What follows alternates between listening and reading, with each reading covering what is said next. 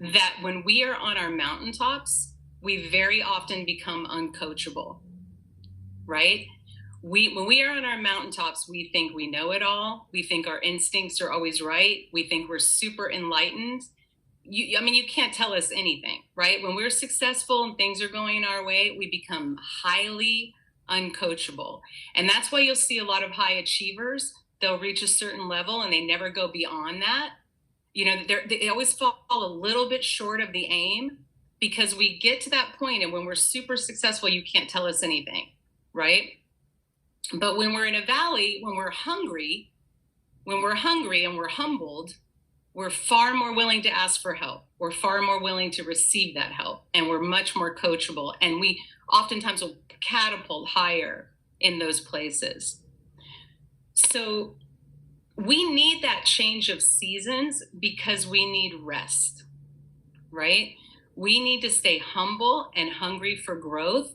We need space to create, to receive new downloads. And our muscles grow at rest.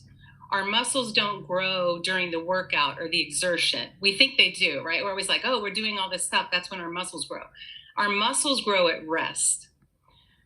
So, there's so many examples of this throughout history. When you think about like major breakthroughs in science, if you think about Tesla, Einstein, these major breakthroughs in science were discovered like even during plagues, when people were locked in their homes, right? Or you think about like great art that was created after life-altering injuries. You think about Frida Kahlo.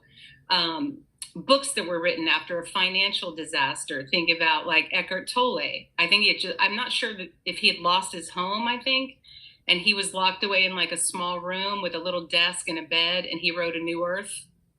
I don't know if I remember his story correctly, but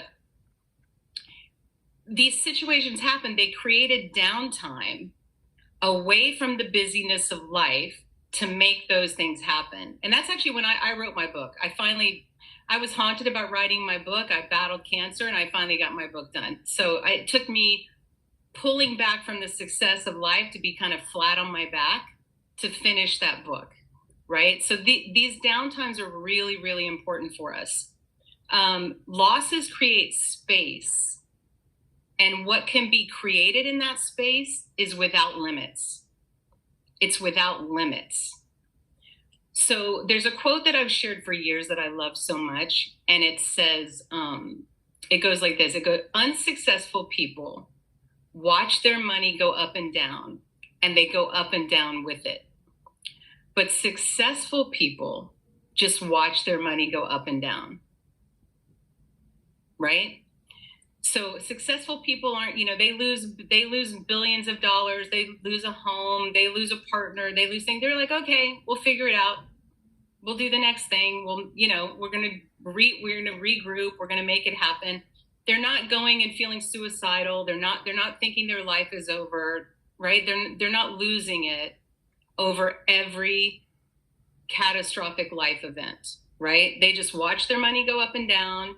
They know it's not about who they are. They know it's not about their value, and they keep going. So obviously, I think most of you here know that these are not things about money issues. These are things of self-worth, self-love. It's how we feel about ourselves.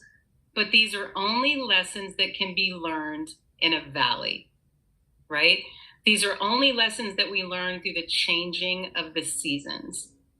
So if we were always successful or we were always healthy, we would never know if the next valley was going to take us out. We would have no idea. We would have never strengthened those muscles, right? We wouldn't know how resilient we are.